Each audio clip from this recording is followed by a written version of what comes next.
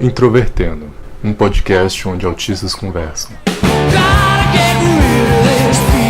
Olá para você que escuta o podcast Introvertendo, este podcast que é feito para neurotípicos, neurodiversos, gente que gosta de música, gente que odeia música, enfim, para todos. E hoje estamos aqui para iniciar uma nova série, uma série que a gente fala de artistas, que a gente fala de obras musicais e a gente fala também da nossa relação com a música. O nosso plano é fazer essa série a cada episódio terminado em 0. Então, 20, 30, 40 por aí vai ser episódio temático de alguma banda ou diversas, mas com o foco em música. Inclusive, nós aceitamos recomendações também, e se a gente conhecer a obra dos artistas, a gente também vai falando sobre eles. Meu nome é Thiago Abreu, eu gosto muito de Queen, e sim, eu sou uma pessoa que detesta o Hot Space. Eu sou o Luca, eu não gosto tanto de Queen, e infelizmente eu sou o diferentão que só gosta de músicas underground. E se você quiser mandar o seu e-mail, a sua crítica, a sua sugestão para o nosso podcast, você pode enviar um e-mail aí para ouvinte@introvertendo.com.br e também acessar as nossas páginas nas redes sociais, tanto Facebook, Twitter, Instagram e também o nosso site que é introvertendo.com.br. E você também pode ouvir a gente, né, por meio dos agregadores de podcast, os aplicativos tanto para Android quanto para iOS e o Windows Phone também. Lembrando que o nosso plano é que quaisquer e-mail ou mensagens que sejam enviadas pra gente vão ser respondidos, sim. Muito bem lidos, por sinal. Eu acho que é importante ter pelo menos esse contato aí. Sim, com certeza, até para melhorar o nosso conteúdo. Então fico com vocês esse nosso podcast sobre o Queen. Qual música você gosta mais do Queen? A sua favorita mesmo, aquela que você realmente... Eu acho que de todas as músicas do Queen, na verdade eu tenho que contar um pouco da minha história com o Queen, né? O Queen, eu comecei a ouvir Queen porque na minha adolescência eu era muito aficionado em Pink Floyd. E quando eu ouvia Pink Floyd eu comecei a trabalhar, a conhecer a discografia solo, né, dos integrantes. E tinha um integrante em especial que eu gostava muito, que era o Rick, que é o tecladista. O Rick lançou alguns discos solo e em 78 ele lançou um álbum chamado We Dream. E aí tinha uma música que eu gostava muito nesse disco, que num texto em português que eu li sobre o álbum, um cara comparava e falava: olha, essa música parece muito Queen. Eu falei: nossa, se essa música que eu gosto muito parece muito Queen, então Queen deve ser uma banda ótima. E aí eu lembro que eu tava terminando meu ensino médio, eu já tava saindo dessa fase bad, né, de progressivo. Geralmente e tal. você para de escutar Pink Floyd quando termina o ensino médio, né? Sim. Aí eu tava já saindo dessa vibe down, e eu lembro que eu falei: tenho que conhecer artistas novos e vou ouvir Queen. E aí eu peguei aquela página do Queen na Wikipédia, isso é a versão de 2014, que era uma versão bem curtinha e tal. E aí eu comecei a ver os discos, eu pensei assim: nossa, toda banda que eu começo a ouvir, é meio que um azar que eu tenho, o primeiro disco que eu ouço eu odeio. Então eu vou ouvir um disco que seja unânime pra não ter essa coisa. Odiou? Hã? Odiou? Pior que não. Aí eu fui e baixei o A Night at the Opera. Eu baixei na internet bem lenta da universidade, da instituição que eu estudava. E 128 kbps, não era um MP3zinho, né, antes do streaming pegar força. Mas eu amei. A primeira vez que eu vi a Night at the Opera, minha cabeça explodiu, assim. Eu falei: gente, que legal, existe vida fora do progressivo nos anos 70, né? E dentre as músicas, teve uma especial que eu gostei muito, que é a minha música favorita do Queen, que é You're My Best Friend. Acho que vai deixar referência a todas as músicas citadas Isso, aqui na... Inclusive, você que quer ouvir todas as músicas que tocam no nosso podcast, tem a nossa playlist no Spotify, e aí você pode acompanhar. E aí essa música especial, ela acabou chamando muito minha atenção, mas o disco inteiro acabou, assim, prendendo de uma forma que nem o Pink Floyd inteiro me prendia, porque eu atraía pelas músicas individual, porque é uma característica, né, porque o Queen sempre foi uma banda que trabalhou muito a questão do single, e eu também comecei a ver também a identidade individual de cada integrante da banda. E isso começou a me chamar muita atenção. E aí do A Night at the Opera eu comecei a ouvir a discografia inteira, os ao vivo, as coletâneas. As coletâneas foram por último, mas eu sei que em cerca de um ano, mais ou menos, eu praticamente ouvia... O que eu mais ouvia era Queen. Até desgastar e ouvir tudo que era da banda, ou comprar disco e tal. E você? Cara, o meu pai, ele é muito aficionado por Queen. Diversas outras bandas, mas tendo ênfase em Queen. Então eu sempre escutava muito as músicas mais famosas no carro dele. O que me fez odiar as músicas mais famosas. Depois, quando ele me apresentou Pink Floyd, eu também gostei bastante. Inclusive foi na mesma época, foi em 2014 e eu com 14 anos. E ele me apresentou Queen também, agora mostrando outros álbuns e tudo mais. Eu nunca consegui escutar nenhum álbum completo do Queen, assim, de cabo a rabo, sem parar antes ou qualquer coisa assim, como eu fazia com outras bandas. Com Queen eu faço mais de escutar músicas individuais e montar minhas playlists, eu não consigo escutar os álbuns completos. Mas nas músicas individuais, tinha uma época que eu entrei no Shuffle louco e tava escutando músicas aleatórias dele e passei pela Sail... Qual que é o mesmo nome da música? Sail Away Sweet Sister, cujo vocal não é do Fred. Demais. Eu amo essa música. Eu acho ela bem diferente até das músicas do Queen, que ela é bem doce e melódica, mas é a minha favorita deles. De fato é bem gostosa de ouvir. Ah, legal. Então, e o Queen é uma banda muito também versátil nesse sentido da identidade. Então, assim, se eu for traçar um marcador sobre 3 grandes fases do Queen, né? Eu tenho a fase clássica, que eu gosto de enumerar, que é de 73 até 77. Tem a fase de transição, que essa transição, no caso, é a transição do rock mais para um pop, que é entre 78 e 1981. E tem a fase pop rock, que para mim é de 82 até 1991, que é o final da carreira. Então nós vamos começar falando sobre a fase clássica do Queen. Essa fase clássica, né, com a sonoridade mais roqueira da banda, ela vai de 73 até 77. Ela é composta por vários álbuns, a saber, Queen On, Queen 2, She Had Attack, A Night at the Opera, A Day at the Races. Isso, e News of the World, né? Todos esses discos, eles trazem uma característica muito forte na banda, que é aquela coisa dos 100 sintetizadores, era uma marca deles. O Queen era um quarteto, né, a saber, formado por Fred, Brian, Roger e John, né? Cada um deles tocava um instrumento, quase todos eles exerciam a função de vocalistas, exceto o John, porque ele não tinha muitas habilidades vocais, e todos eles compunham. O primeiro disco, Queen 1 e Queen 2, eles foram gravados no Trident Studios, que era da propriedade do Norman Stanfield. O Norman, ele era, além de empresário, ele também era responsável pelo selo que a banda fazia parte, então ele ficava ali em torno da banda. E a banda, durante essa época, sofria com muitas dificuldades financeiras, porque todos eles eram pobres, assim, no geral. A diferença um pouco maior do Roger Taylor, que era um cara da odontologia, ele já era um pouco mais endinheiradinho, mas não tanto quanto os outros, né? O Brian, ele era da física e ele dava aula na escola para se manter. O Fred, ele trabalhava numa estação, ele era formado em artes e ele também trabalhava como vendedor. E o John, ele até um certo tempo ele só estudava, mas ele começava a dar os seus também caminhos para se manter. Afinal, ele estava já entrando no mestrado, mesmo estando dentro do Queen.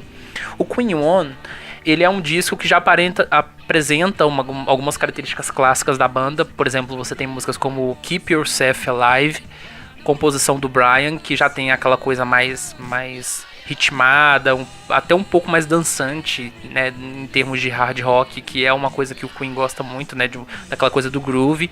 E você também tem outras músicas como Liar, que acabaram ficando muito tempo na carreira da banda. Só que esse disco deles não foi assim um sucesso, né? Não passou tão forte. E o disco sucessor, que é o Queen 2, também teve essas características também de não fazer tanto sucesso. Ele fez um pouco mais de sucesso por causa da música Seven Seas of Rhine, que é o único single do disco e foi o primeiro sucesso da banda no território britânico. E esse disco, ele apresenta algumas características que a banda vai abraçando o resto da carreira, que é tentando fazer efeitos de som com guitarra, com piano, né? Não usar sintetizadores, levar ao máximo essa política, fazer músicas grandiosas, teatrais. E o Queen, durante essa fase, apesar de ser uma banda muito criticada pela imprensa, eles faziam de tudo durante as apresentações para chamar a atenção do público em termos de performance. Então eles eram uma banda muito perfeccionista ao vivo, e isso fez com que eles eram bandas de abertura, acabaram virando banda principal com o tempo. E isso se reforça no primeiro disco deles, que pra mim é um dos melhores da carreira, que é o terceiro, que é o She Heart Attack, que foi lançado em 74, que foi um disco gerado sobre imensas crises, porque nessa época o Brian ele teve uma gangrena, e aí os outros 3 integrantes tiveram que ir pro estúdio. O John Deacon teve que fazer as guitarras em algumas faixas e depois o Brian refazer. Mas é um disco que já apresenta alguns dos primeiros grandes sucessos da banda, né? Como Killer Queen, que foi o primeiro sucesso internacional deles, In the Lap of Gods, Revisited. Desculpa interromper, mas tem entrando numa tangente meio complicada aqui, tem um anime que eu gosto bastante chamado JoJo, que o escritor, ele... todos os personagens, poderes possíveis, ele coloca nome de música, de banda, porque ele gosta muito, então é uma maneira de homenagear. E um dos meus personagens principais tem uma espécie de poder chamado Killer Queen, que eu acho muito interessante, que foi o meio pelo qual eu fiquei muito interessado na própria música. Que antes pra mim não chamava tanta atenção, e depois do anime começou a chamar. E eu vi que era uma música muito boa, que só passava por baixo do meu radar. E o JoJo é cheio disso, a ponto de... do Queen deve ter várias músicas ali que aparecem no negócio. Uma questão que eu acho muito legal no She Heart Attack, que na verdade já aparece um pouco no Queen 2, mas no She Heart Attack funciona de uma forma mais clara, é que grande parte do álbum funciona meio que um medley. Então você tem músicas de diferentes composições juntas. Então você tem composição do Fred com o Roger, que eles fizeram sozinhos, mas que elas têm uma ligação ali no disco. E é um disco que é o Queen por excelência. Então você tem o peso, você tem um lado pop vaudeville, você tem também ao mesmo tempo um aspecto mais pop, você tem um lado mais romântico, você tem um lado mais agressivo. Então você tem tudo ali, tudo misturado. Basicamente características únicas de cada um ali, que estão bem misturadas. Sim, sim. E o Queen, em todos os discos, por mais bons ou ruins que sejam, eles sempre trazem essa loucura, assim, em todos os álbuns. Acho que mais pro final já começa a ficar um pouco monopolizado pelo Fred, né? Que fica mais aquele glam dele. Na verdade... eu vou discordar em alguns aspectos com relação a isso, mas a gente vai chegar ainda lá ainda. Mas enfim, mas há um monopólio. Mas não acho que não é exatamente do Fred, não é sempre dele. Tem momentos que é dele, mas eu acho que não é. Mas enfim, do She Heart Attack, eles já estavam atingindo o sucesso, já estavam aí fazendo turnês maiores, mas eles continuavam na pobreza, né? Existia um relato em algumas biografias do Queen que eu li, de que o Brian, ele estava com a namorada dele morando juntos em Londres, e onde eles moravam não tinha nem saneamento básico direito, o quarto fedia peixe podre, sabe? Eles estavam vivendo uma situação muito horrível. E aí, em 1975, quando eles partem para trabalhar em A Night at the Opera, que é o disco que muda a vida deles completamente em todo sentido, sentido artístico, financeiro e tudo mais, eles rompem com Norma. E aí, é nesse disco que o Fred faz uma música chamada Death on Two Legs, que é dedicada exatamente a esse ex-empresário, né, que é uma música super carinhosa, super amorosa.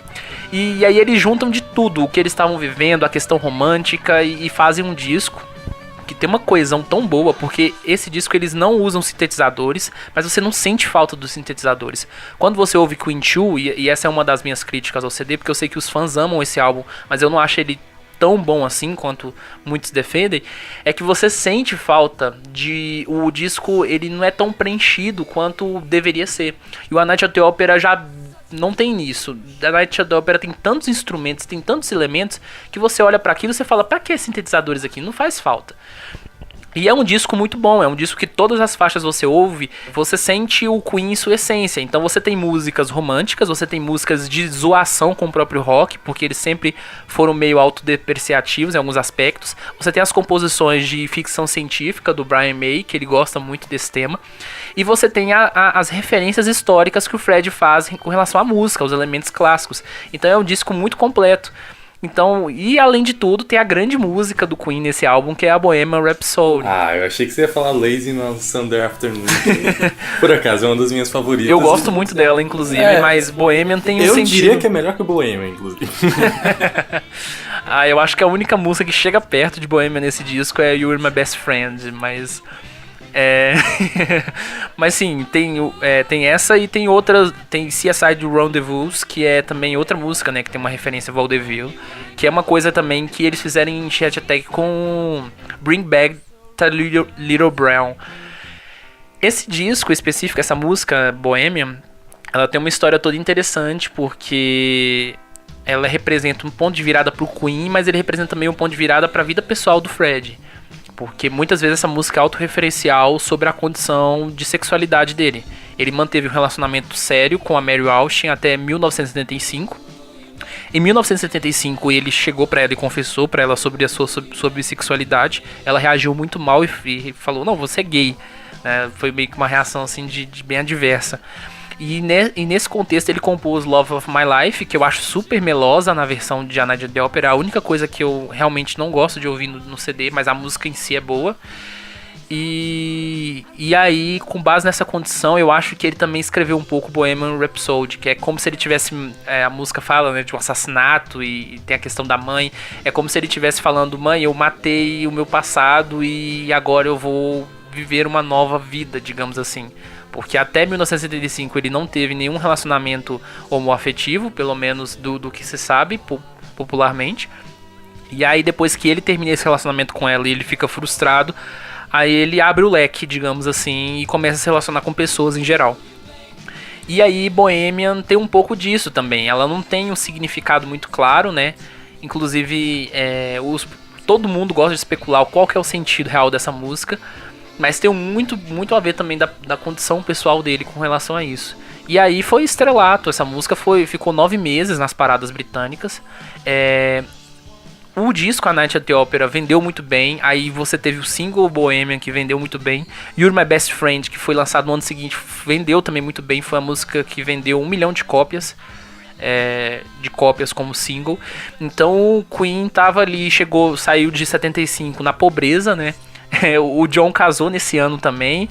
Então assim, foi um ano de loucura pra todos eles. E chegou a 76 milionários. E isso também refletiu um pouco na qualidade da composição da banda, tanto positivamente quanto negativamente. E eu acho que refletiu muito também essa mudança da vida deles, refletiu na própria letra das músicas consequentes. Sim. Muda a perspectiva que eles têm do mundo bastante. Sim. I see a little silhouette of a man. Scaramouche, will you do the fandango? Uma das críticas que fizeram com relação à postura, principalmente do Fred, com relação à imprensa, foi uma questão de postura de arrogância, assim, tipo, tô acima de você, agora vou te tratar com todo desprezo. E assim, ele já era um cara que não gostava de dar entrevista, né? Historicamente, assim, né? Não era algo que era da simpatia dele. Quem geralmente dava mais entrevistas pra banda, nos registros, é o Brian. O Brian sempre assumiu essa função, e principalmente agora, né, mais recentemente, dos anos 90 pra cá, aí que ele começou a dar mais entrevistas mesmo que todo mundo. Então, quando eles lançaram a Day at the Races. Isso. O Luca vai sempre mencionar esse álbum pra mim, porque eu tenho muita dificuldade com o inglês, pessoal. Não me preocupa com isso, cara. Enfim, esse disco é uma sequela do A Night at the Opera. Ele é como se fosse um lado B, pelo menos na minha visão. Sequela não é uma palavra que em português pega muito bem. Em inglês, realmente, é uma espécie de consequência. Sim. Mas em português, sequela no sentido pejorativo de doença. Por aí que dá, então... Desculpa aí, galera. Uma espécie de sequência. Mas é uma sequência, né, tanto temática quanto musical, do A Night at the Opera. E é um disco que tem algumas músicas boas, mas é um disco, assim, que não é nem um pouco acessível, né, em vários aspectos. Você tem Tie Your Mother Down, que é uma música que é bem a cara do Brian, assim, mais hard rock e tal. Mas você tem as músicas mais melancólicas do Fred, como o Take My Breath Away, que é uma música que também pega um pouco da consequência do fim do relacionamento dele com a Mary Austin, porque muitas coisas que ele fala sobre amor tem um pouco a ver dos relacionamentos que ele teve, né? E aí nessa época ele começa também a namorar um executivo da gravadora deles, né? E aí é que ele tem o primeiro. E aí tem essas coisas aí. Falavam que o namorado dele fazia a cabeça dele, que deixava ele arrogante, etc. Que ele ficou problemático e chato por causa disso e tudo mais. E o disco foi mal recebido pela crítica, porque ele é um disco que não tem a força do A Night of the Opera. Ele não tem a vitalidade. Ele tem o perfeccionismo da banda. Foi a banda que se autoproduziu. Pela primeira vez, diferentemente dos outros 4 CDs, eles não foram produzidos pelo Roy Thomas Baker, né, que foi o cara que moldou o som do Queen. E eles tentaram se autoproduzir sozinhos. O resultado é um disco que pra mim é o disco mais limpo do Queen. Assim, em timbre, é um disco perfeito. Mas o repertório não tem aquela coisa, sabe? Não tem a força. Muito fraco e esquecível. E aí isso deixou eles traumatizados. O que aconteceu? Em 77 vem o último álbum dessa fase clássica pra mim, que é o News of the World, que é o disco que traz um monte de sucessos da banda. E mais uma vez eles tentaram se autoproduzir, só que com o produtor junto, e tentando encontrar aquela direção que eles tinham perdido no disco anterior. E aí eles fizeram algumas músicas que acabaram se tornando sucesso. We Will Rock You. Que por sinal, eu não consigo escutar essa música mais, porque as pessoas me saturaram dela. O povo de escola, né, gosta de ficar batendo na carteira das mesas e cantar isso. Meu Deus, eu queria matar as pessoas fazendo. We Are The Champions, que também é outra que não. é outra que não pode tocar mais em formaturas, pelo amor de Deus. Mas é um disco Já que... tem uns 30 anos que não pode mais. Só que News of the World, pra mim, ele tem um problema que se vê na maioria dos álbuns do Queen. Tem músicas boas, mas parece que elas não funcionam juntas, porque a banda tem tanta influência. Então, por exemplo, você tem essas duas músicas já na introdução, aí você tem She Heart Attack, que é uma música do Roger super acelerada e louca. Sim, é muito boa. Você tem All Dead, que é uma música bem melancólica do Brian, de piano, que ele mesmo canta. As músicas separadas são perfeitas, é isso. Sim. E aí você tem, por exemplo, na quinta faixa, Spray All Rings, que é do John, que já é uma música também que tem um tom melancólico, mas não tão leve quanto a do Brian. Então, assim, são músicas muito diferentes em seguida. E aí isso acaba um pouco assustando, né? Mas como o disco produziu sucessos, a banda ficou mais segura nesse aspecto. Porque os shows deles ficaram mais teatrais. Eles recebiam tanto críticas com relação aos discos quanto em relação aos shows. Porque eles não davam conta de tocar Bohemian no show. Bohemian não é uma música pra você tocar ao vivo, de jeito nenhum. Pois é. E aí o que eles faziam? Eles tocavam a maior parte da música, mas aquela parte, a sessão operística, eles colocavam um playback tocando e eles saíam do palco. E a crítica odiava isso profundamente, né? Você tem o Queen durante esses tantos de anos lançando discos, fazendo sucesso, mas eles não eram acomodados, assim, no sentido, tipo, a gente precisa dar uma mudada no nosso som, porque uma hora vai cansar a galera. Eu só lembrei de uma coisa com você falando do News of the World. Nela tem a Sheer Heart Attack, e eu lembrei que essa música tocou num filme que estreou ano passado, lá pra agosto, chamado Baby Driver. Não, Baby Driver foi Brighton Rock. Brighton Rock. Que é do She Heart Attack. É o álbum She Heart Attack, é a primeira faixa. Né? É verdade. Mas isso me lembra... Quais são as representações do Queen que você achou legais, as que você odiou? Em filmes. Em filmes? Olha... Boa pergunta. Aproveitando que vai sair o filme do Queen logo, né? E tem séries também e tudo mais. Eu não lembro de imediatamente de tanta representação do Queen em filmes e séries, mas eu lembro que tocou Hamlet Fall em Stranger Things. Bohemian fez parte de um filme de 92, que eu não lembro o nome, mas foi um filme de bastante sucesso, inclusive alavancou a música em termos de popularidade. Mas o Queen sempre esteve muito presente, né? Eu acho que mais do que tudo, isso a gente vai falar depois da trilha sonora de Highlander, né? Que eles fizeram. E aí tem muita coisa. Não, tem a trilha sonora do Flash Gordon também, que Sim. É incrível. A primeira representação do Queen em filme que eu lembro é no Galinha Chicken Little. Dele, Eu Sou o Champion. Mas de outras, assim, eu não me lembro de muitas. Pois é, mas tem muita coisa, só que eu também tenho não certeza consigo que tem lembrar. muitas. E aí você tem essa fase. O Queen já estava um pouco insatisfeito, né? Eles tinham trabalhado com Roy Thomas Baker, tinham alcançado resultados positivos com ele. Em 78 a gente falou, vamos trabalhar com ele. Eu acho que é aí que começa a fase de transição musical, porque nesse disco em si, o Queen fica mais pesado e não tão teatral, sabe? Alguns trechos até meio agressivos, assim, em alguns aspectos. O Jazz, em disco de 78, eu acho que musicalmente ele é um dos melhores discos do Queen. Ele é um disco muito forte. Ele tem e o problema dele são algumas letras. Ele tem umas letras muito machistas nesse Se disco. você não entender as letras, se não entender inglês, Sim, é um você disco vai achar lindo. perfeito, sabe? Maravilhoso. E lendo elas não é muito legal. Inclusive, a própria polêmica que eles fizeram com os videoclipes na Do época. Bicycle Race. Bicycle Race, que são de mulheres seminuas correndo dentro Não, do mulheres estádio. nuas, né? Que é o que eu me lembro são as mulheres completamente nuas nas bicicletas. Ah, eu achei que elas estavam seminuas. Eles só não, obviamente, não filmam de maneira genital e tudo mais, mas elas estão sem nada, Porque faz correndo de muito tempo que eu vejo bicicletas. esses clipes. Eu faço questão de não ver também. Mas são clipes bem desnecessários, assim. Eu acho que... Por que eu acho esse primeiro disco da transição? O Queen, até 77, foi uma banda que teve mais força por causa das músicas às vezes mais pesadas, mais teatrais. E de 78 pra frente, eu acho que eles começam a ganhar um aspecto mais de balada nas músicas. Então o Queen começa a ganhar muito mais força nas baladas. E esse disco, o Jazz, é o primeiro disco que começa a ter algumas baladas legais. Jealousy, Don't Stop Me Now. Isso, Don't Stop Me Now. In Only Seven Days, que é também do John. Tem algumas músicas lá do B que elas são, assim, elas tendem muito pra esse lado da balada. E você tem as faixas mais agressivas, né, como Bicycle Race, Fat Bear Girls. Não, mas Bicycle Race não acho tão agressivo assim. Sim. Só é alegre, sabe?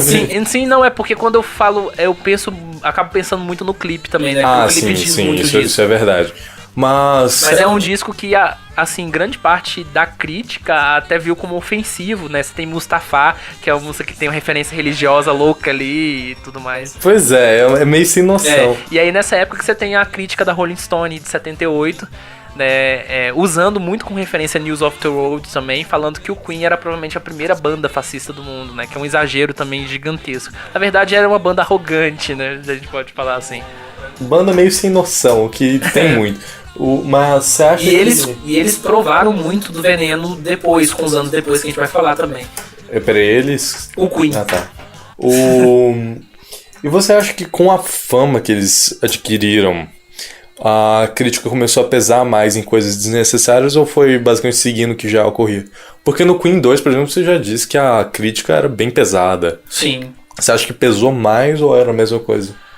Olha, do que eu percebo do número de avaliações da crítica, o Queen sempre foi destruído. Até mesmo depois da morte do próprio Fred. Você tem, por exemplo, o disco que eles fizeram com Paul Rodgers em 2008, que a gente vai falar, que foi um dos discos que receberam uma das notas mais baixas em toda a década de 2000, sabe? Então, assim, eu acho que pra crítica não importou muito isso, não. Eu acho que as pessoas tomaram certo asco e também... E aí, por exemplo, quando eles não usavam sintetizadores, o pessoal falava que eles eram arrogantes. Quando eles começaram a usar sintetizadores, isso a gente vai falar também um pouco Traíram um movimento. Isso, ficavam falando, a banda tá atolada em sintetizadores, eles não são roqueiros de verdade, eles são muito mais pretensões pop. Então assim, não adiantava mais o que eles fizessem, sabe? Ia dar escândalo. E aí, Jazz foi produzido de novo pelo Roy Thomas Baker. Mas é um disco, tecnicamente, eu não vou falar em termos de repertório, musicalidade, mas em termos técnicos, ele é inferior aos outros discos do Queen. Porque aquela bateria do Roger naquele disco parece uma lata daquele disco. Eles ficaram muito insatisfeitos com o resultado técnico daquele disco e nunca mais trabalharam com o Roy. Então eles partiram para a Jazz Tour. A Jazz Tour foi, inclusive, uma das maiores, se não me engano, a maior turnê do Queen. Foi uma turnê muito problemática, porque o Fred começou a ter problemas vocais, e isso ele já tinha tido em 74, só que em 74 não eram tantos shows, e também o Brian teve gangrena, então assim, teve um tempo pra ele descansar a voz e tudo mais. Agora em 78 eles fizeram uma turnê extensa, então falam que nos shows no Japão ele tava com a voz muito ruim, mas mesmo assim juntaram músicas, né, gravadas em diferentes shows e fizeram o primeiro álbum do Queen lançado oficialmente, que é o Live Killers, que é um disco que é geralmente o mais amado pelos fãs em termos de álbuns ao vivo do Queen, e que eu não acho, assim, grandes coisas, assim. Em relação aos discos lançados pela banda, ainda, digamos assim, em atividade, ele é, assim, melhor. Eu acho ele melhor do que o Live Magic de 86. Esse Live Killers é aquele onde tem o Will Rock e o Rápido. Sim. Então é isso que eu gosto, porque a única versão da música que eu acho aceitável é ela rápida. Mas ela tem versão rápida também em outros ao vivo lançados após o fim do Queen também, porque eles gravaram, né, outras apresentações. Mas dessa época de shows lançados oficialmente, assim, com a banda em atividade, eu acho que o Live Killers é melhor. Você tem algumas músicas, uma seleção de músicas muito boa. Você tem o My Best Friend, você tem Bohemian, você tem Don't Stop Me Now, você tem Bicycle Race, você tem I'm Loving You in My Car, você tem We Will Rock You, você tem Let Me Entertain You. Só que assim, como todo disco feito durante uma turnê, ele tem algumas músicas do jazz que são desnecessárias e que poderiam ter ganhado espaço, né, no lugar de outras. Mas assim, né, todo o show do Queen ali é um registro do álbum em si. Eles valorizam bastante a questão do álbum, então não tem muito como exigir. E aí nesse processo de transição do jazz, eles ainda insatisfeitos, eles falaram, vamos procurar um outro produtor. E nós vamos primeiro fazer uns singles, antes de lançar um disco e ver a nossa direção. O que eles procuraram? Eles procuraram o Haywood Mack, que era um produtor que já tinha um método de trabalho muito diferente do Roy. Então assim, ele chegou pro Queen e falou, por que vocês precisam ficar nessa coisa de ficar sem usar sintetizadores, sabe? Pra que isso? Vocês podem dar uma simplificada no som. Eles gastavam muitas horas em estúdio fazendo isso, só pra fazer efeito e tudo mais. Então assim, as sessões eram muito longas. Então ele falou, não, vamos tentar fazer um negócio mais simples. E aí eles fizeram um single chamado Crazy Little Thing Called Love, que é a composição do... Crazy Little Thing Called Love? Isso, exatamente. Ele foi lançado, se não me engano, em 79. Eles fizeram uma pequena turnê chamada Crazy Tour pra apresentar essas músicas. E é muito engraçado que aí começam as questões. Eles começaram a adotar sintetizadores no disco seguinte que viria, mas era pouca coisa, assim. A ideia mesmo era fazer um Queen mais simples e mais de balada, que eu acho que é o disco mais bem sucedido da banda a fazer uma ponte entre essas duas fases, que é o The Game. The Game pra mim ele tá entre os 3 melhores álbuns do Queen. E aí eles lançaram Crazy Little Thing Called Love, que é a composição do Fred. Eles também lançaram como single Play the Game, que é o primeiro videoclipe que traz ele com o famoso bigode, que eu acho horrível, inclusive. Eu acho legal. É a pior fase visual dele, pra mim, na minha visão. Não, eu acho mullet pior, cara. Hã? Mullet eu acho pior. Ele teve mullet? Ele tinha um mullet. Não é mullet raspado do lado, mas é aquele cabelão que desce, assim. É o da fase ali do News of the Road até o Jazz. Uhum. Eu acho pior do que o bigode. Que ele cortou o cabelão e deixou um pedaço do cabelo. Realmente. O The Game, ele já deixou o cabelo mais curto e começou a deixar o bigode crescer. E o The Game, como eu falei, ele é um disco de baladas. Então ele tem músicas muito boas nesse sentido. Tem Play the Game, Say Away Sweet Sister, Need Your Loving Tonight. E tem as músicas mais pesadas, mais experimentais, como a composição do John Deacon, né? Another One Bites the Dust. Que eu gosto muito, Another One Bites the Dust. Que é outra música que tem referência no Jojo.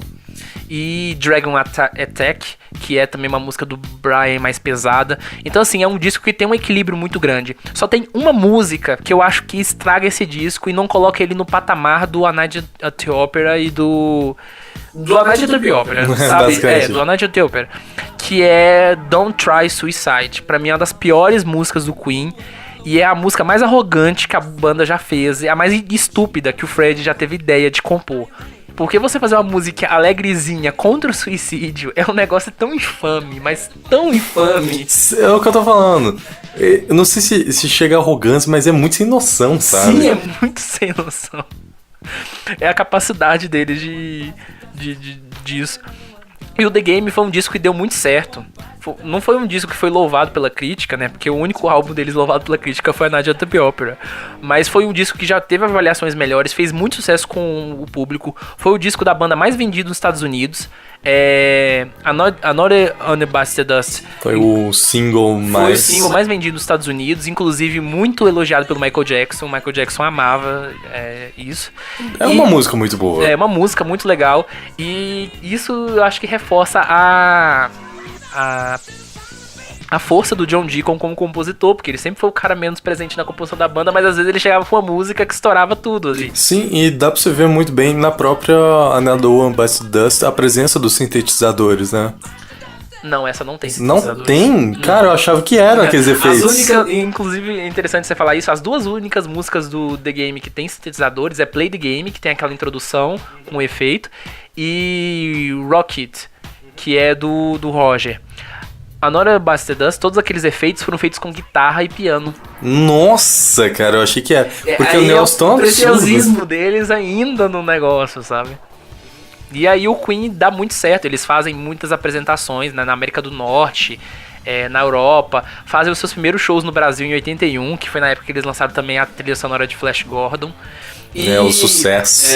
E pra mim é nessa época que eles gravam o melhor show ao vivo lançado deles, que saiu só em 2007, que foi o Queen Rock Montreal.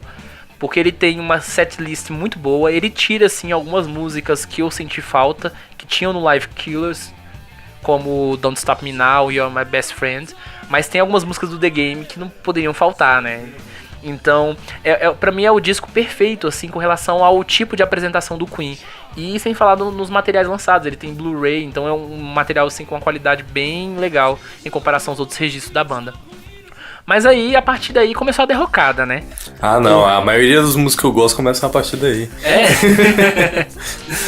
Isso foi irônico? Não, cara, pior que são umas 3 músicas, deixa eu ver aqui. Ah, sim. Tem do Innuendo, tem do The Miracle e... tem... Não, mas eles têm uma subida aí nesse meio termo, é porque a derrocada vem no chamado Hot Space. Porque o que acontece... No Hot Space, antes deles lançarem o Hot Space, você tem um certo cansaço já da banda com relação a shows. E é importante eu falar sobre isso, porque isso vai servir como uma base quando a gente falar lá do The Miracle, sabe? Então eles já estavam começando a ficar cansados de shows. As apresentações tinham as longas partes experimentais de guitarra do Brian, que o Fred ficava morrendo de tédio. Fora dos shows, ele só queria curtir a vida, ir pras baladas e pegar a galera. O John, ele já era um pai de família, já tinha muitos filhos, ele tava querendo ficar na dele, e o Roger tava ali na mesma sintonia com o Brian, né? No sentido mais roqueiro. E aí você tem, com relação às especulações, de que o sucesso do dance, do funk, principalmente por causa do sucesso da música do John, influenciaram a banda a fazer um disco mais dance, né? Uma imposição comercial, digamos assim. E aí a galera gosta de jogar muito a culpa nesse disco ruim no Fred e no John. Só que eu não concordo com isso, porque todas as composições desse disco são ruins. As composições do Brian são ruins, as composições do Roger são ruins. Não é de um só. E além de tudo, não é a questão da falta de guitarra no disco. O pessoal fala, se esse disco tivesse sido feito como um disco de rock, talvez o resultado seria melhor. Não seria, porque o repertório é ruim, sabe? Staying Power é ruim, Put on Fire é ruim, Calling All Girls é ruim, Body Language, que música ridícula, né? Inclusive o Foo Fighters usou essa música como um teaser de humor pra turnê deles, do álbum deles de 2011, que é eles tomando banho dentro de um banheiro, como se eles estivessem tipo quase numa suruba gay, tomando banho juntos e dançando a música enquanto eles tomavam banho, sabe? Porque Body Language é muito zoeiro. Não, e olhando de uma perspectiva estética, a capa do álbum é horrível. Sim. Muito. Assim, a arte é bem feita, mas não é tem capas legal, piores do Queen, mas... Não é o tipo de coisa que me atrairia. Porque tem muitas capas, assim, que eu acho muito bem feitas. E até do Queen eu acho muito bem feitas. Coisa que aquela não me... Principalmente as mais artesanais, né? Essas mais... Não, até por exemplo, Queen 1, que é só o brasão, eu acho muito legal. Aquela nem tanto, sabe? Não, e a única coisa que se salvou realmente no Hot Space, que você pode falar assim, olha, isso aqui é acima da média do Queen, foi lançado antes do Hot Space, que foi Under Pressure, a composição que eles fizeram junto com David Bowie. Que é uma pessoa, assim, grande, né? Você ama, né, profundamente. Eu não vou falar sobre isso. A história sobre ele é muito curiosa. O Bowie e ele se encontraram, né, uma vez, e aí a ideia era que o Bowie fizesse backing vocals na música Cool Cat, que é uma música horrível também do Hot Space. O Bowie fez, né, obviamente, Mas ele não gostou do resultado e parece que foi dias antes do disco ser lançado. Falou, não, gente, tira, pelo amor de Deus, tira. Mas aí a coisa não tava andando muito. E aí o Bowie falou, não, bora fazer uma música nova juntos. E aí dizem que eles saíram, né? E depois quando eles voltaram, não sei se é exatamente isso, mas a música surgiu a partir de um riff do John. E aí a coisa começou a acontecer. E aí é uma colaboração principalmente dos quatro.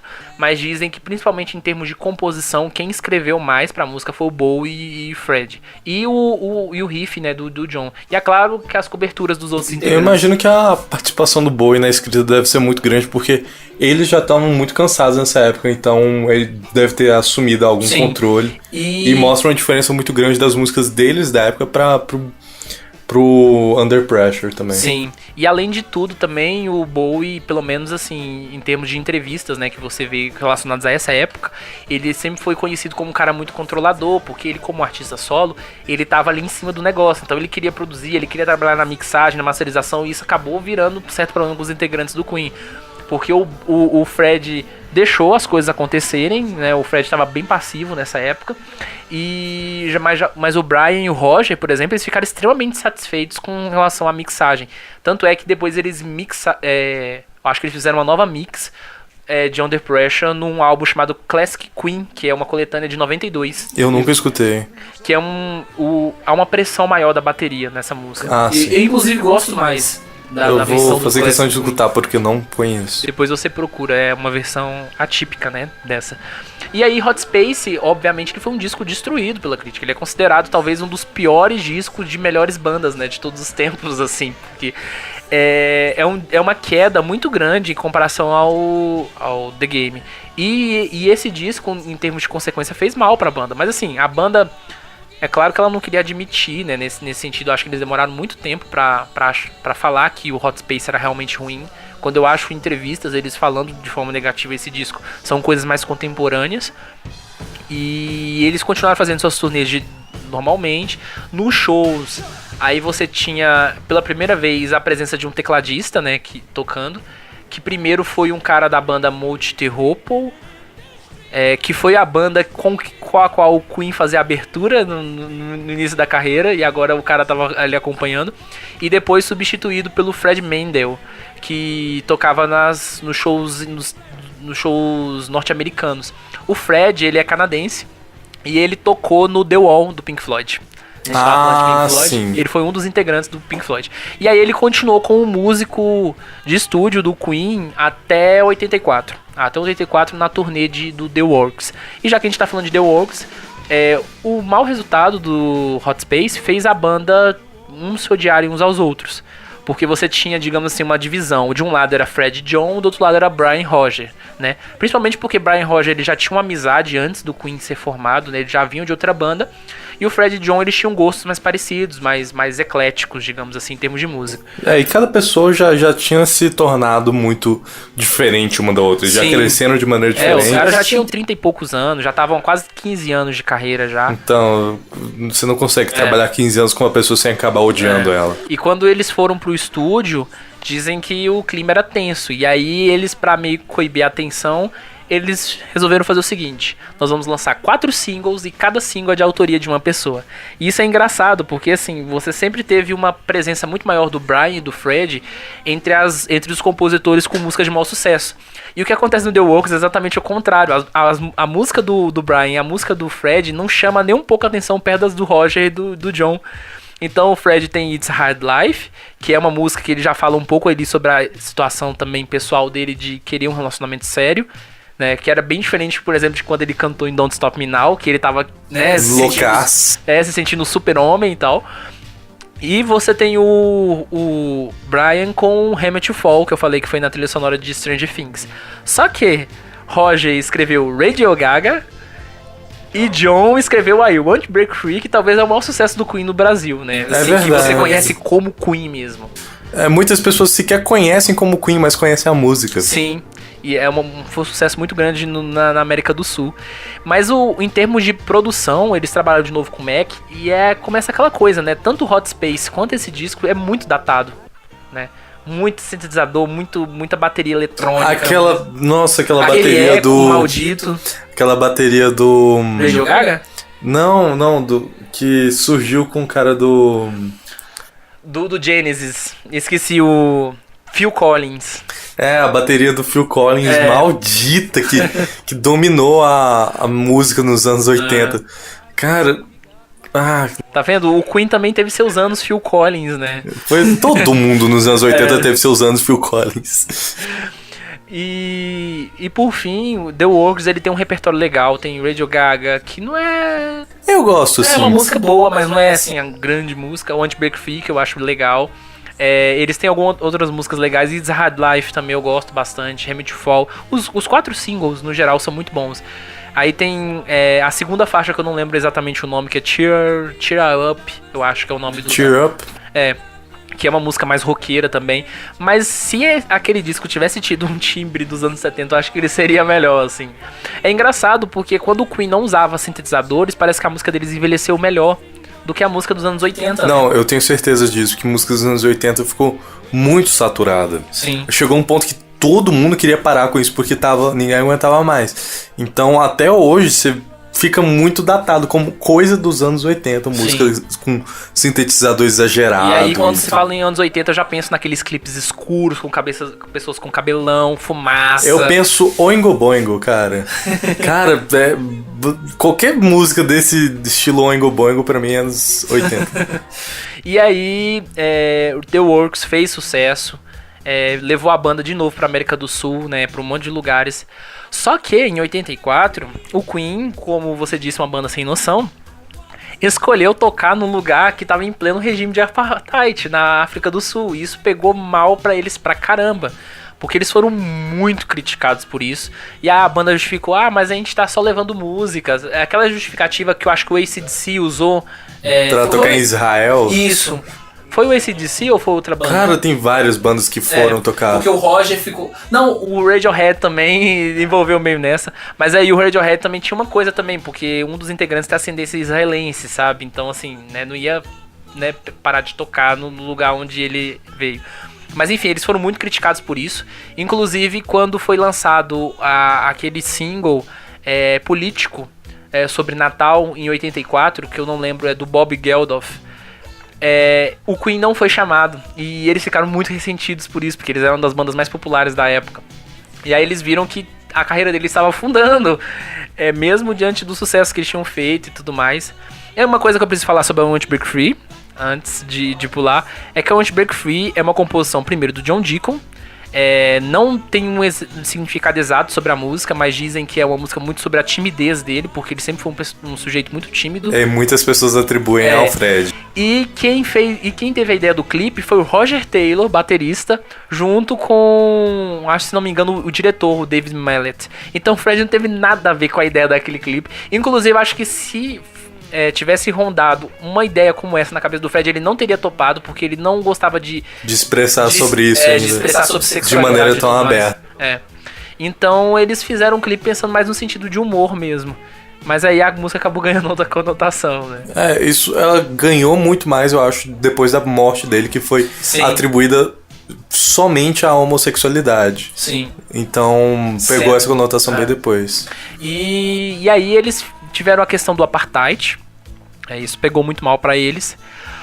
Aí eles fizeram um show no Rock in Rio do Brasil, que restaurou o ânimo deles, porque eles disseram por várias vezes que foi o melhor show da carreira deles, né? Às vezes eu acho que é só mesmo pra se promover. Encantar. Porque às vezes eles falam que o melhor show deles foi no Rock in Rio, 85, e às vezes eles falam que o melhor show deles veio depois, que foi o Live Aid, que eles foram convocados, que eu acho que faz muito mais sentido, que eles foram o seguinte, eles foram convidados para fazer um show junto com um monte de bandas, inclusive novas e antigas que estavam surgindo. Você tinha Paul McCartney retornando aos palcos depois da morte do John Lennon, que estava há anos calado na dele.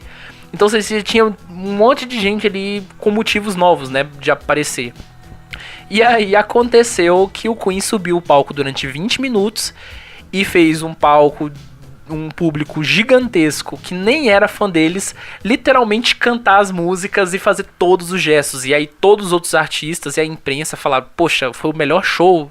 Inclusive esse show do Queen é considerado um dos melhores shows de rock da história. Porque foi muito incrível ele cantando Radio Gaga e todo mundo fazendo a coreografia, galera que nem acompanhava o Queen, sabe? Sim, Então, assim, mostrava que o Queen, diferentemente, havia uma carência muito grande de bandas de estádio nessa época, e o Queen era uma banda que conseguia ter principalmente o Fred, um talento pra isso. Ele é uma pessoa muito carismática, então em qualquer show ele conseguia fazer as pessoas ficarem encantadas por ele. Até em músicas que, como você disse, não são tão boas quanto outras, como o Radio Gaga. É uma música que eu gosto muito, mas não é o maior hit. Se fosse gravado por uma banda New Wave, provavelmente passaria despercebido. Se fosse gravado pelo Talking Heads, ninguém ia perceber. E olha que eu gosto muito, mas eu admito isso. E aí o sucesso do Live Aid deu um up na banda. Eles falaram, agora vamos lançar um single, vamos trabalhar, porque a gente vai fazer acontecer. E aí eles lançaram em 85 mesmo, o single On Vision, que foi uma música que eles fizeram em 4 com a temática política, né, falando de Martin Luther King, com ideia do Roger e tal. Nessa mesma época, eles foram convidados para fazer uma trilha sonora do filme Highlander, que estava para ser lançado, que foi um dos principais filmes dos anos 80. Só que o Queen já tinha sido convidado para fazer uma trilha sonora na época do The Works, mas eles acabaram não dando certo a trilha sonora, eles aproveitaram as músicas e fizeram o álbum, né? Agora, nessa época, eles realmente fizeram a trilha sonora de Highlander, fizeram uma série de músicas, inclusive, que depois eles acabaram usando, a Kind of Magic, que é muito famosa até hoje. Who Wants to Live Forever, Princess of the Universe, que inclusive recebeu um clipe bem legal com a participação do ator de Highlander, lutando. Aí depois que eles partiram, né, de Highlander, eles falaram, agora vamos fazer um disco, porque eles já estavam 2 anos ali, né, 86, sem lançar um álbum. Aí eles foram pro estúdio, pegaram algumas músicas que eles tinham feito em Highlander, eles remixaram outras, digamos assim, criaram novas ideias. Por exemplo, o Roger tinha feito a Kind of Magic, mas o Fred ouvia a música e falava assim, cara, essa música tá muito morta, a gente precisa deixar essa música mais legal. Aí deixou ela aquele jeito mais dançante que saiu no CD. E colocaram algumas músicas novas ali, que tipo Friends You'll Be Friends, que é a composição dele com o John Deacon.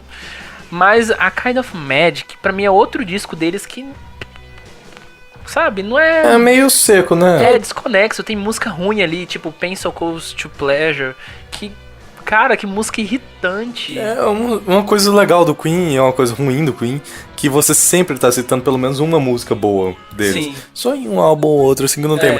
Você sempre cita, não, tem aquela música muito legal, tem essa aqui também.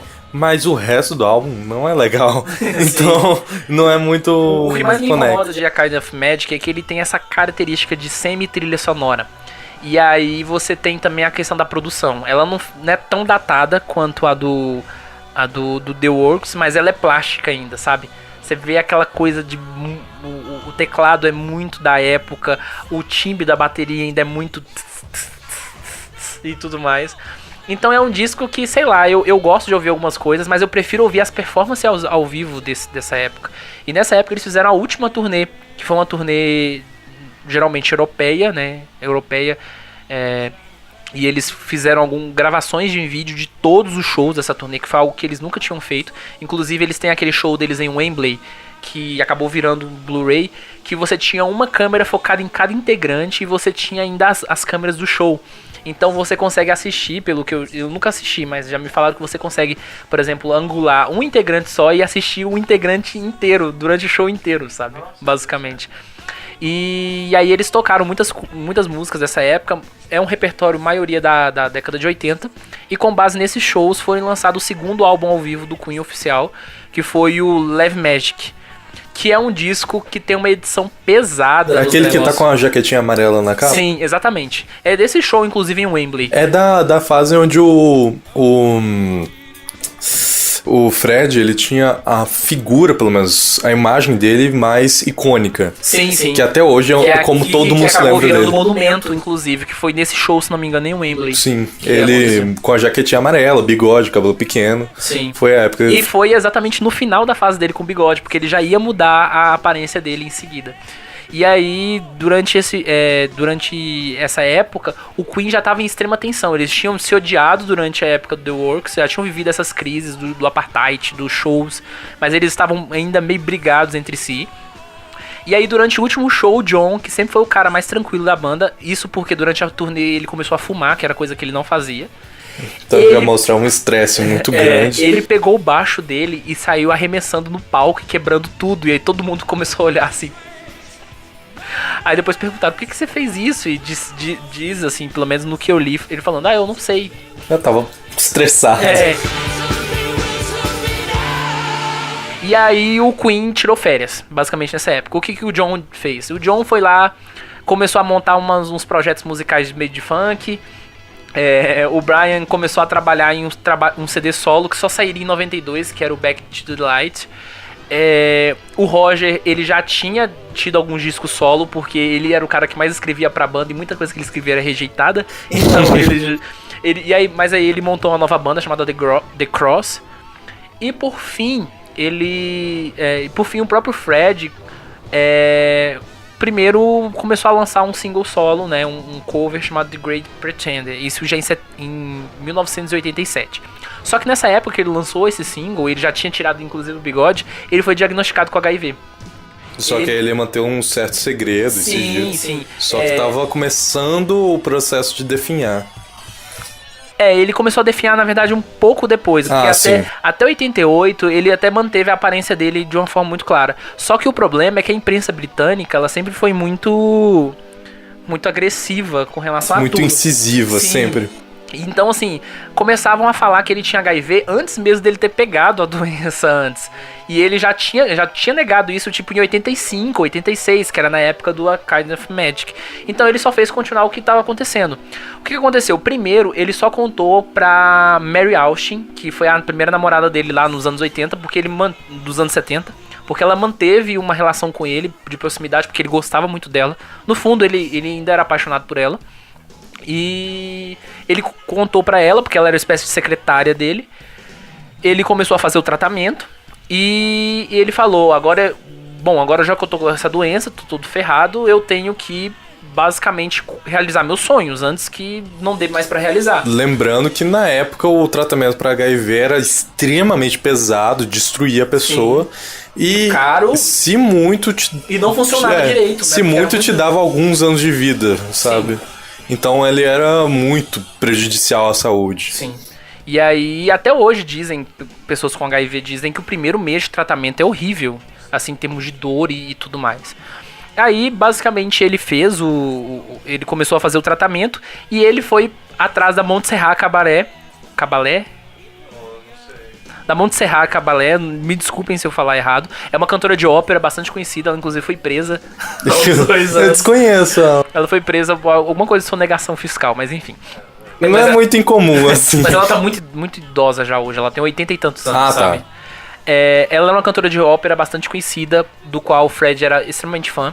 E ele chegou pra ela e fez o convite deles gravarem um disco de ópera juntos, que era o Barcelona. Ela topou, só que ele foi e confidenciou pra ela sobre a questão da doença, porque ele não ia esconder isso pra ela, e pediu segredo. Então a Montserrat sabia, e aí eles partiram e gravaram. Juntaram com um produtor chamado Mike Moran e fizeram Barcelona, que foi lançado em 88. No final de 87, início de 88, ele resolveu juntar o Queen.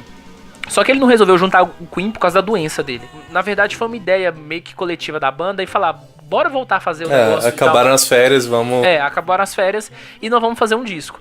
E aí, como é que fica a questão da turnê? Antes deles terminarem o disco, eu acho que o Fred já tinha em mente que não ia ter turnê. Mas não ia ter turnê basicamente por causa da doença dele.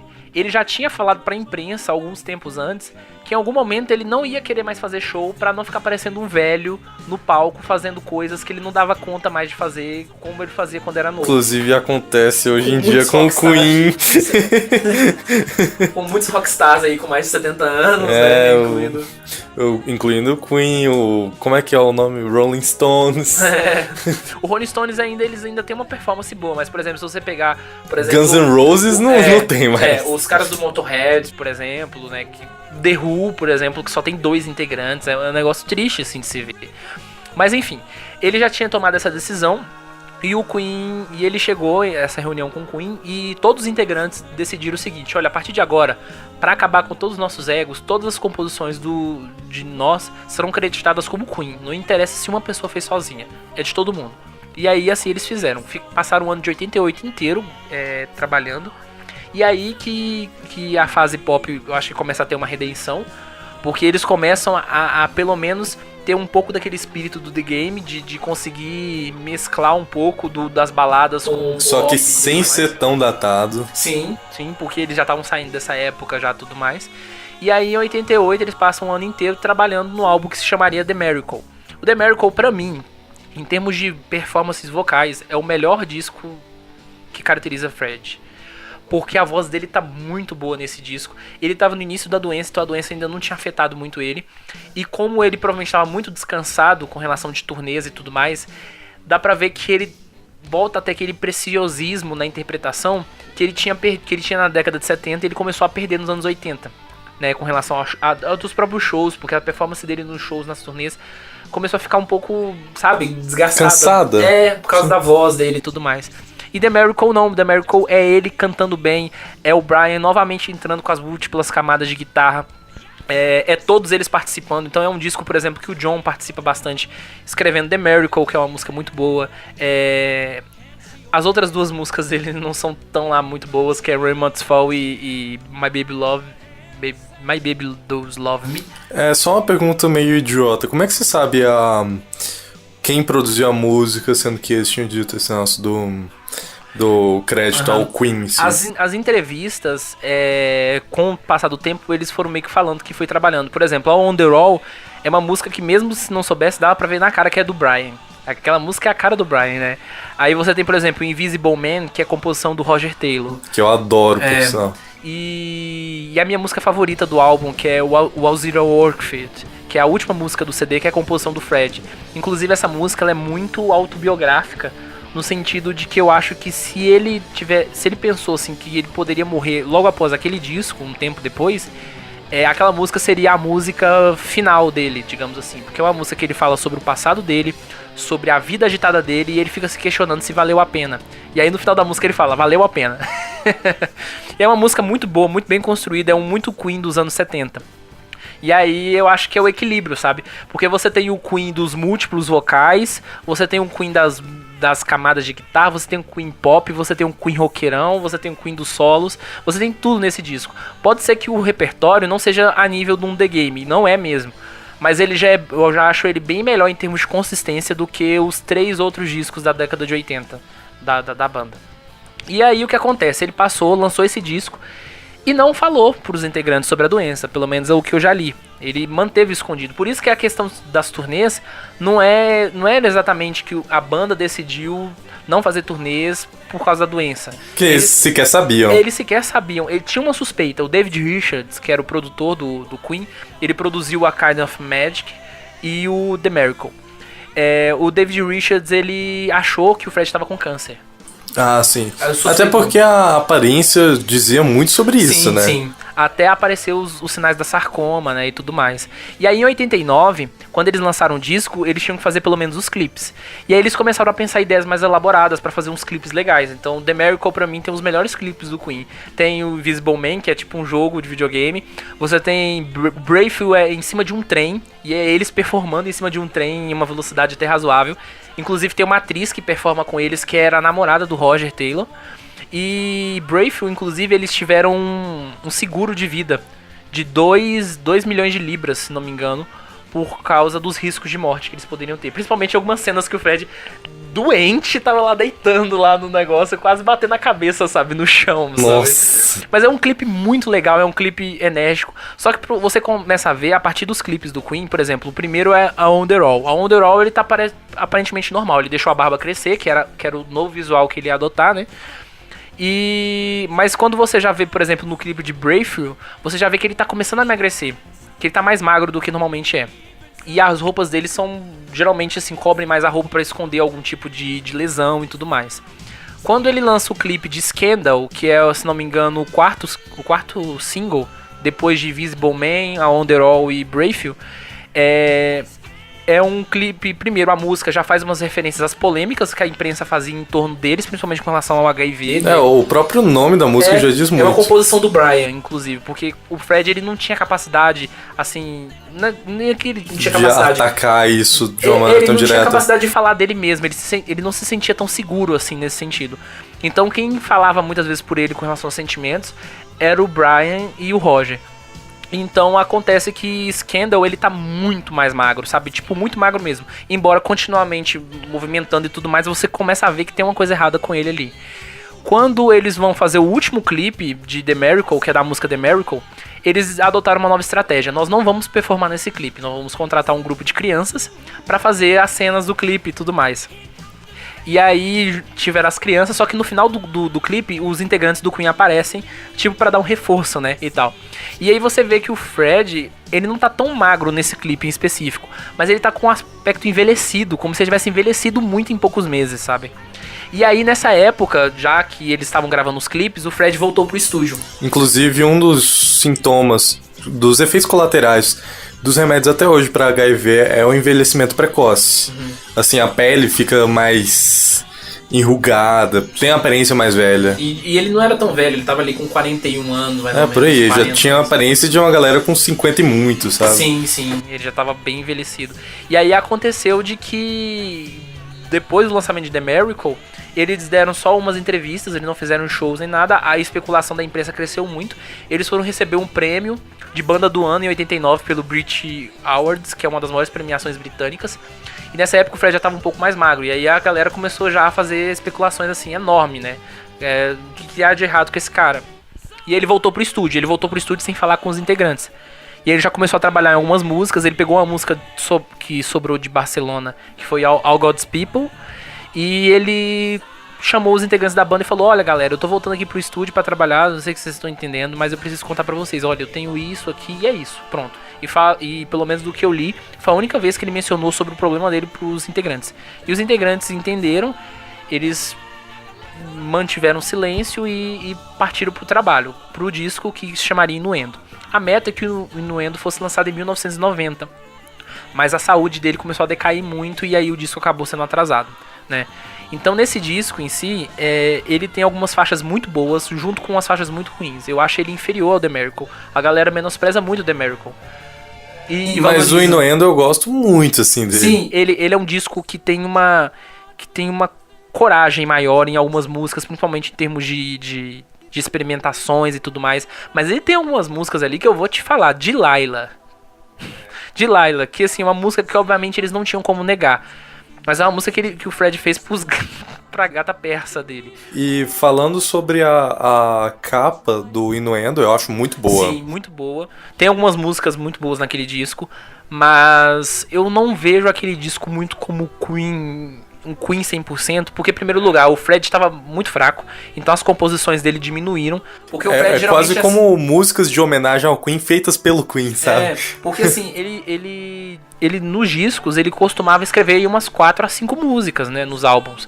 Nesse disco, do que eu me lembro agora de cabeça que ele escreveu sozinho mesmo, foi All God's People, que foi sobra do Barcelona, I'm Gold Is Like Mad, que eu amo aquela música de paixão, e Don't Try So Hard, que algumas fontes dizem que foi escrita junto com John Deacon, mas algumas dizem que foi só ele. Eu acho que ela é muito mais Mercury do que Deacon, mas enfim. Aí a voz dele, primeiro, tá mais enfraquecida, você consegue ver que a doença já começou a afetar, a voz dele ficou mais aguda e menos encorpada. Ele perdeu até o fôlego, né, pra falar forte do jeito que Por exemplo, Don't Try So Hard, eu sofro pra ouvir aquela música, porque parece que ele tá sofrendo tanto pra cantar aquela música, e a música, né, fala Don't Try So Hard. Sim. Então... É contraditório pra caramba, né? Só tem 2 músicas naquele disco que eu percebo que a voz do Fred tá mais intacta. Que é All God's People, que foi gravado em 88, ou seja, bem no início da doença, que foi uma sobra, né? E Ride to Ewing, que é a composição do Roger. Porque é uma música que não é tão aguda, então não demonstra tanto, mas você vê que a voz dele já tá um pouco afetada ali.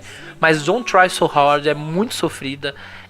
These Are The Days of Your Lives já é um pouco também complicada com relação... são músicas bem agudas. E Innuendo em si, tem uma versão demo de Innuendo na internet que o Fred gravou em 89, uma primeira voz, que a voz dele estava muito melhor do que a voz que saiu no CD, que é a versão final. Então você vê que vários desses aspectos. E no aspecto de composição, né? Como eu falei, não tem participação muito grande do Fred. Também não tem muita participação do John. O John não assina nenhuma canção nesse CD. Por quê? Não sei se ele tá voltado à questão da família, porque assim, nas entrevistas do Queen, as aparições públicas, quem tava fazendo era só Brian e Roger. John e Fred sumiram. Até porque os filhos do John já deviam ter, sei lá, uns 15 anos por aí, né? O filho mais velho dele hoje já tem mais de 40 anos. Então assim, na época já devia ter quase 20, né? Sim, já eram adultos já. E o John, nessa época também, eu acho que ele também tava começando a se retirar da vida pública também. Ele já não era tão ativo na vida pública. E aí nesse disco em si ele não compõe nada, ele apenas faz uma colaboração em The Hitman. E em alguns casos, algumas fontes falam que ele ajudou o Mercury em Don't Try So Hard, mas que isso não é comprovado em fonte nenhuma. Nesse sentido, por que então que Innuendo é o disco roqueirão, que as pessoas falam, essa é a volta do Queen dos anos 70? Porque esse disco é Brian e Roger. Que são a galera mais voltada ao rock. O Brian e Roger comporam mais. Então, assim, esse disco do Queen não é mais roqueiro por uma questão de consciência da banda. É por uma questão de que o lado mais funkeado, o lado mais pop, o lado mais balada não tava presente. Não tava presente ali. Então, você pode ver que tem Headlong, I Can Live With You, Hitman, que são músicas que o Brian poderia ter usado no primeiro disco solo dele, que inclusive ele ia usar 2 dessas músicas no disco solo dele, né? Então esse disco do Queen, ele ficou assim, ele é um disco que tem muitas músicas que eu gosto, mas eu acho que ele teria sido muito melhor se a banda tivesse tido mais composições, né, do Fred e do John, individuais, e também se eles não tivessem feito o disco num estágio tão pesado da doença, né?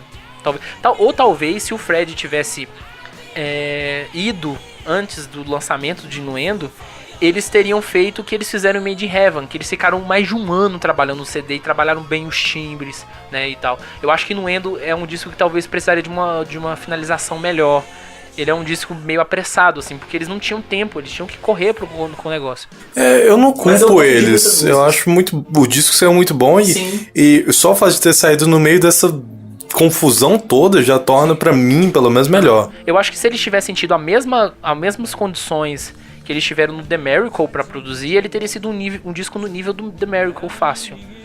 Assim, pelo menos.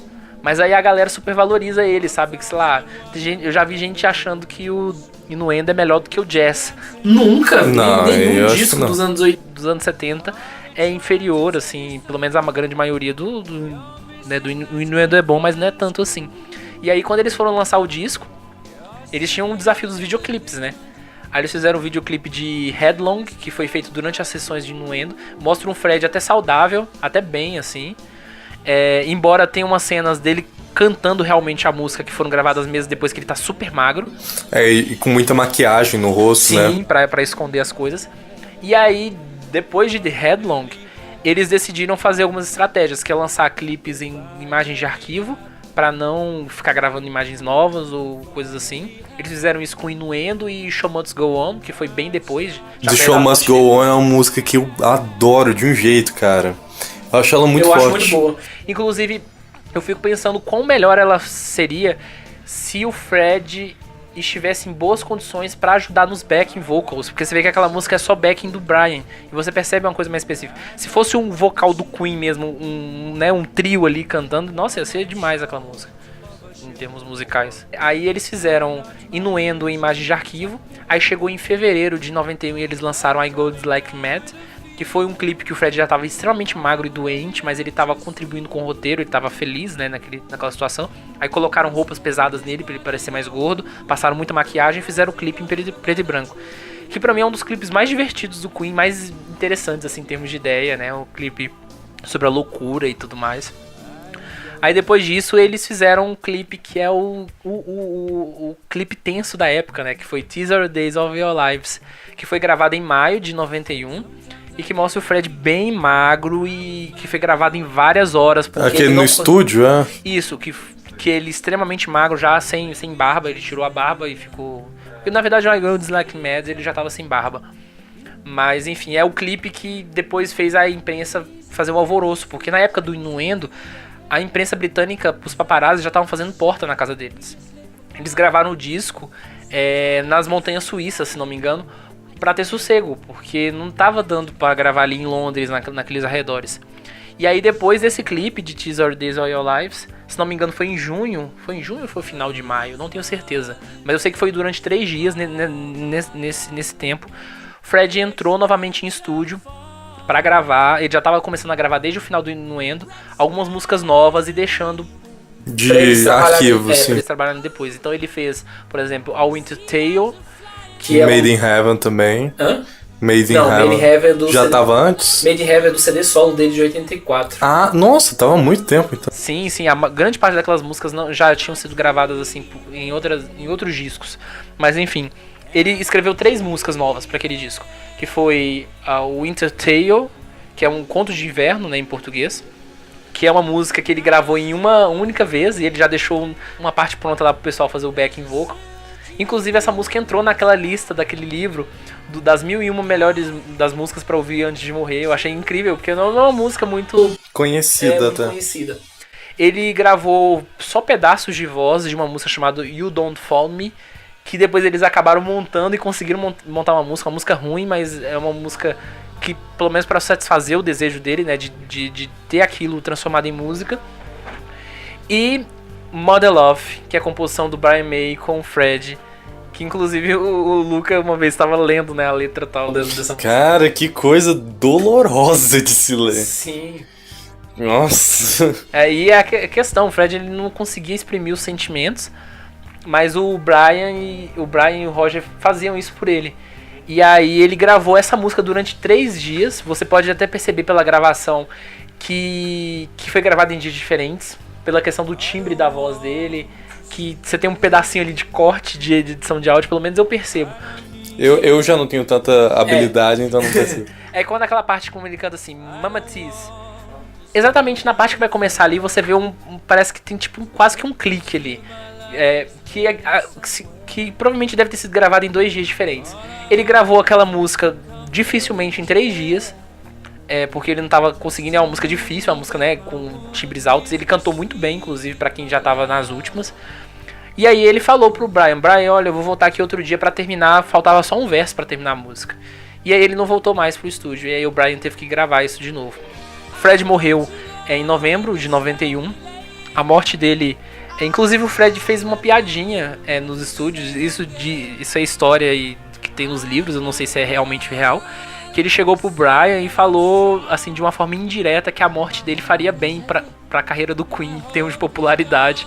Porque o Brian ia lançar os primeiros CDs solo dele. Falou assim, não, a sua carreira solo vai dar certo, você vai ver e tal. E tudo mais. Não deu certo. Mas enfim. Nossa. Não teve nem perto da popularidade que um artista solo, né, de rock teria. Não, mas olhando assim, um dos poucos artistas de rock solo que teve sucesso mesmo foi o Paul McCartney. Sim. Um dos poucos mesmo, sabe? Sim. Se for olhar Roger Waters, qualquer outro, não tem tanto. O próprio Harrison, até um certo momento também. O George Harrison teve uns álbuns muito bons, sim. Mas aí... mas em geral, o álbum solo de cantores de banda rock não tende a dar muito certo. Realmente. E aí aconteceu de que acabou ocorrendo a morte do Fred, ele morreu, e aí as cinzas do corpo dele foram entregues a Mary Austin, e só ela poderia saber onde que o corpo foi depositado. Inclusive essa política se mantém hoje. Eu já li em alguns lugares falando que os membros do Queen também sabem, mas tem outros lugares que eu já li que é somente ela, então aí eu não sei quais fatos são reais. E aí aconteceu de que após a morte do Fred eles pensaram, não, vamos abrir uma instituição para que ajude pessoas que estão consumidas pelo HIV. Porque o Fred ele foi objeto de muita crítica com relação, principalmente a galera da militância, né, falando que se ele tivesse sido aberto sobre as questões dele, teria ajudado muita gente e tudo mais. O que eu discordo, porque assim... Hoje em dia, se ele fosse um artista atual, ajudaria. Mas na época, não acho. Eu acho que cairia muito mais na questão do preconceito, né?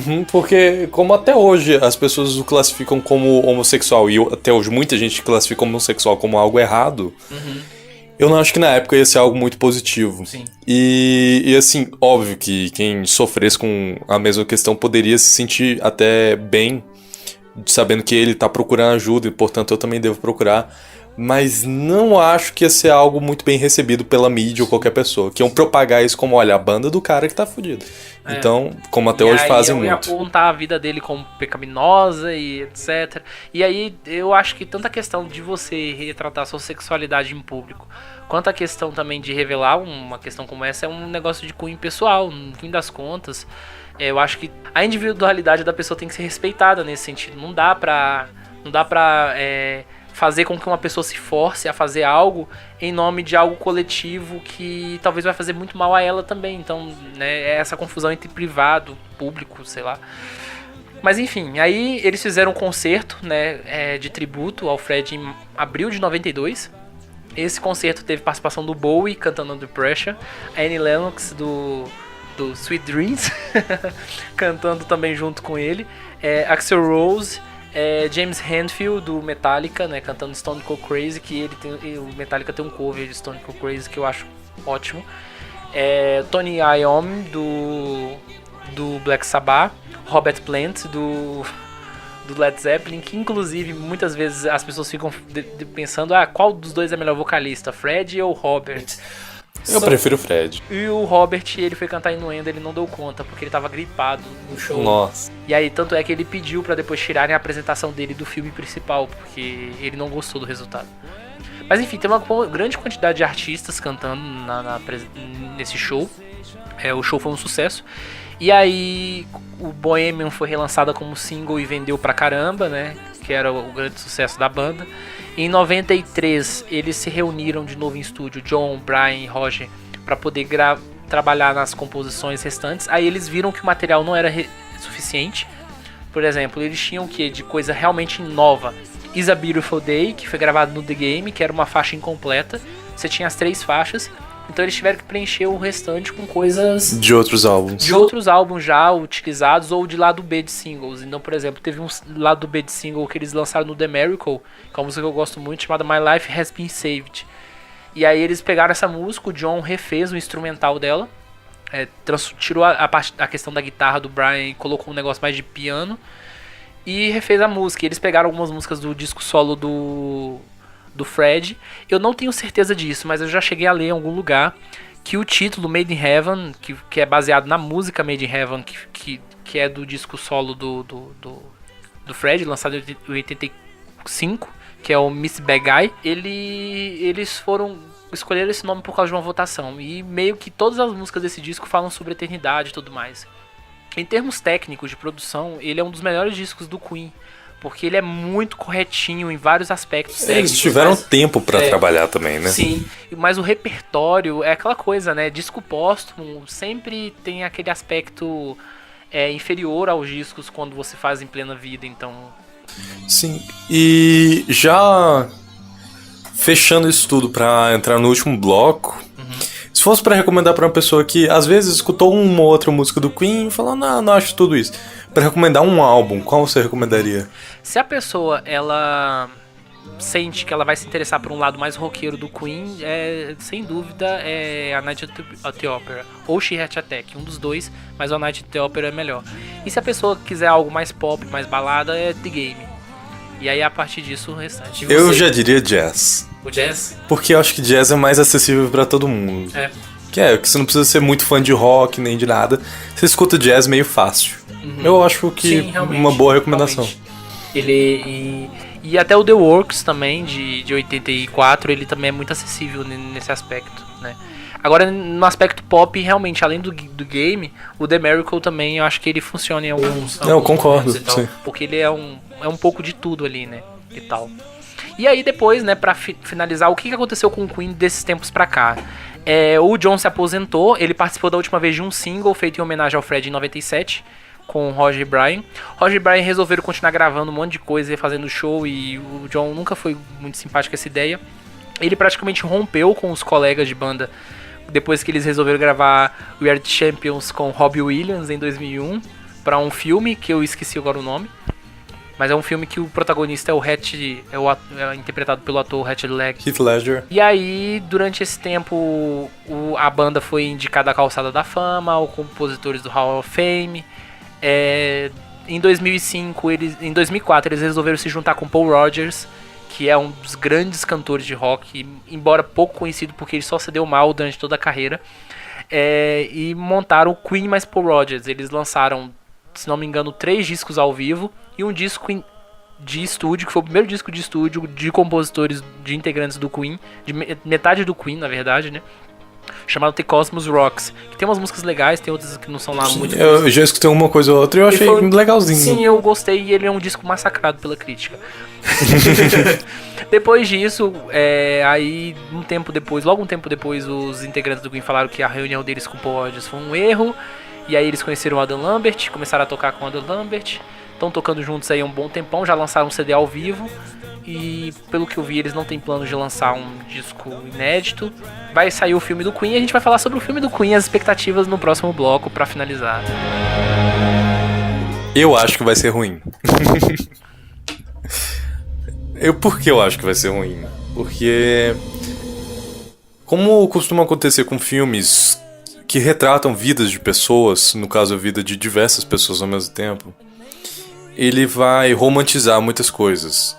Só que ali não tem muita coisa pra se romantizar, já era um clima meio tenso, tava começando pelo menos a ficar tenso ali, e não era um lugar muito agradável. Eles vão ter que fazer alguma coisa divertida, que tenha cenas tensas e que não sei o que às vezes era só um lugar meio merda, sabe? Eu não acho que vai ser algo verossímil, não acho que vai ser verossímil. E começou chato pra caramba, se não for tão verossímil assim, não tem por que eu ver um filme do Queen se não vai representar a vida real. Eu também concordo com isso e fico também com muito pé atrás, justamente pelas coisas que a gente falou, que o Brian e o Roger, eles representam metade do Queen e um lado do Queen. Então, o John, por exemplo, ele não quis estar envolvido no projeto. O John, na verdade, ele deu uma benção, digamos assim, pro Roger e pro Brian, falando, olha, vocês fazem o que vocês quiserem. Eu só não vou participar. Só não vou participar. E aí, o Brian e o Roger ficaram supervisionando o projeto. O que me preocupa bastante, porque eles representam um certo tipo de visão sobre o Queen. Então eu acho que eu concordo totalmente com o Luca, que eu acho que além de romantizar, eles vão acabar diminuindo a participação deles, né? A participação principalmente do John com relação à banda, porque eu acho que ele é o elemento mais fraco. Inclusive o Roger já falou uma vez que... O Brian disse em 2014 que o John é uma pessoa frágil socialmente. Inclusive no episódio sobre autistas na cultura pop eu até falei de tantos traços autistas que o John tem. E aí o Roger disse em 2014, ou foi em 2013, que o John é um sociopata. Ele usou essas palavras mesmo, sociopata. Não sei se ele usou em outro contexto, mas a palavra que ele usou foi essa, então eu achei bastante pesado. Então eu acho que uma banda com tanta tensão assim não vai conseguir fazer um retrato legal, a não ser se chamasse jornalista, chamasse biógrafo para trabalhar. Porque a história, de fato, do Queen, digamos assim, na verdade, é muito difícil a gente falar sobre uma história real. Isso é de fato, mas o que tá nos livros e tudo mais? A história mais verossímil acerca da história, a história mais verossímil, ela acaba demonstrando que o Queen é uma banda de integrantes pobres que ganharam o estrelato, viveram tensões nesse período, crises, passaram a se odiar, consumiram ódio ao mesmo tempo, teve momentos de glórias e quedas ao mesmo tempo, mas que no fim da carreira eles se reuniram e passaram a nutrir... Não se amar, mas pelo menos conviver bem. Sim, conviver bem. E eu acho que talvez, quem sabe até não amar, porque a situação era tão de fragilidade entre eles. Sim, ali, é verdade. Eles não tinham mais como ficar competindo ego, porque não competiam com posições e tudo mais. Mas o trailer já me deixou com o pé atrás em algumas coisas, alguns fatos. Por exemplo, o trailer foca bastante na questão do sucesso de Bohemian, né? E, até o nome do filme, né? E a discussão de Bohemian, isso em termos jornalísticos mesmo, do que já foi pesquisado, é o seguinte, que o Fred entrou no estúdio e falou, defendeu a música, e que o Brian e o Roger ficaram confiantes, aparentemente, sobre o sucesso que aquela música poderia ter, e com o próprio Fred como compositor. Só que o empresário, não sei se era o empresário ou se era o executivo da gravadora, ele ficou com o pé atrás, falou, a gente vai lançar uma música de 6 minutos. Quem que vai escutar isso, né? Isso, e o John, na situação, ele tava concordando mais com o cara da gravadora, ele tava com o pé atrás, não que ele tava contra os integrantes da banda. Já no trailer, qual que é a cena? O John tá rindo de tudo que o Fred fala, meio que concordando, sabe? Então assim... Pois é, são tipo, esses fazem pontos... piadinha assim, 6 minutos. Se você não consegue, você acha que 6 minutos chupando sua mulher é muito tempo, eu não sei o que ela gosta. Se bem que é uma coisa que o Fred falaria, eu mas sei, não mas sei não se tem o esse John toda. Não ficaria assim. O povo, pô, cala a boca, velho. Inclusive porque o Queen tava uma banda emergente ali, eles tinham acabado de fazer o primeiro sucesso, eles não estavam tão em alta Eu não acho que o Fred Electra. teria Coragem? essa coragem toda, porque ele ainda não era o superstar, sabe? Sim. Ele tava prestes a se tornar mas ele ainda não era. E também a questão dos relacionamentos, né? Sexuais dele.